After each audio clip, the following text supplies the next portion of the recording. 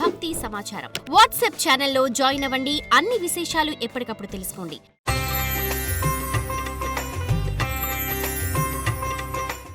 అందరికీ నమస్కారం. నిత్య జీవితంలో మనము ఏ నిర్ణయము కూడా సరిగా తీసుకోలేకపోతున్నాము, సదాభిప్రాయానికి రాలేకపోతున్నాము.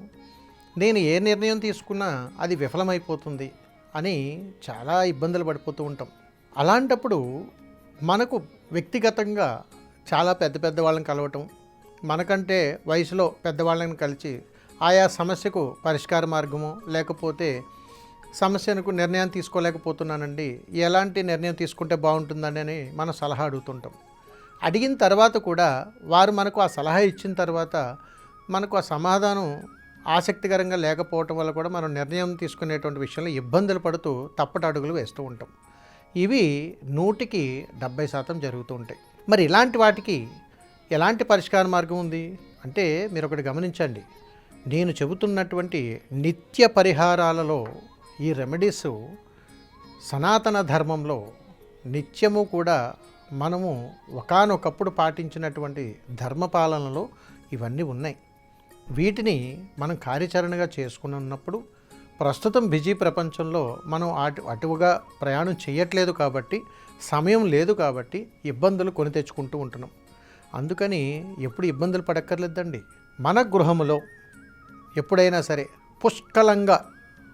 పుష్కలంగా అద్భుతంగా కాస్తున్నటువంటి కాయలు కానీ, పువ్వులు కానీ, ఏదైనా కానీ, అలాంటి మొక్కలు కానీ, వృక్షాలు కానీ మన ఇళ్లలో కానీ ఉంటే, లేకపోయినా కానీ వాటికి సంబంధించినటువంటి 4 పత్రాలను తీసుకొని అంత పసుపును, అంత కుంకుమను జాగ్రత్త పెట్టుకొని మన ఇంటిలో పెద్దవాళ్లను, అంటే తండ్రి వయసు ఉన్నటువంటి వాళ్ళు ఎవరినైనా సరే వారి పాదాలకు నమస్కారం చేసుకొని వారిని తీసుకొని మీకు దగ్గరలో ఎక్కడైనా కానీ సత్తమ్మ తల్లి అమ్మవారి గ్రామ దేవత అని అంటారు.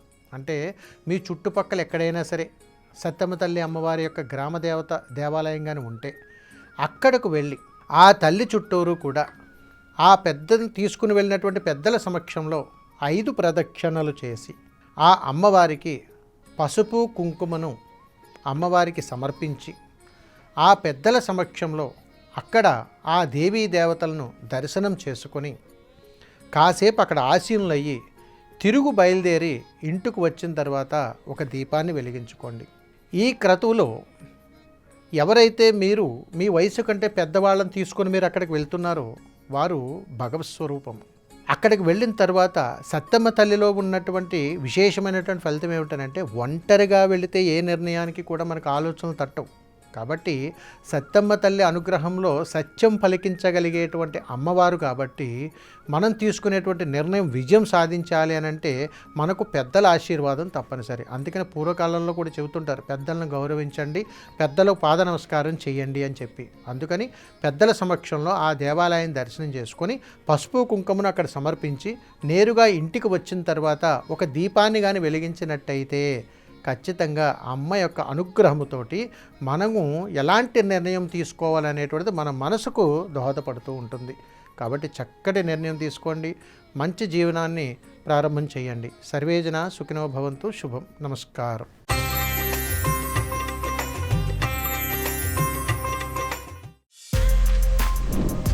For more videos like this, subscribe Big TV channel.